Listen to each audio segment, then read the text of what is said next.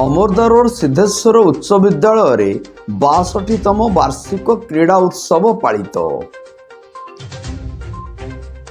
ଏହି ଅବସରରେ ଅତିଥିମାନେ ତାଙ୍କର ମତ ବ୍ୟକ୍ତ କରିଥିଲେ।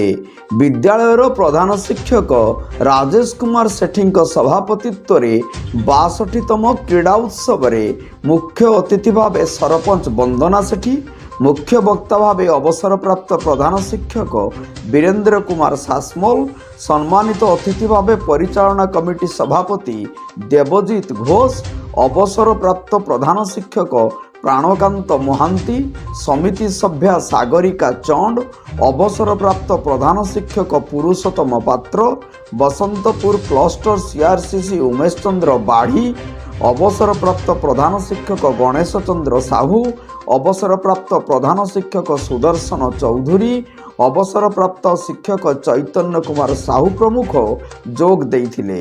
ପ୍ରଧାନ ଶିକ୍ଷକ ବାର୍ଷିକ ବିବରଣୀ ପାଠ କରିଥିବା ବେଳେ ଅତିଥି ପରିଚୟ ଓ ମଞ୍ଚ ପରିଚାଳନା ଶିକ୍ଷୟିତ୍ରୀ ଶୁଭଶ୍ରୀ ଦାସ କରିଥିଲେ।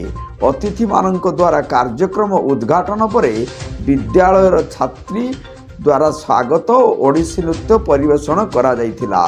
ବସ୍ତାରୁ ଶିରିଷ ଚନ୍ଦ୍ର ମହାନ୍ତିଙ୍କ ରିପୋର୍ଟ, ଜନତା ଏକ୍ସପ୍ରେସ।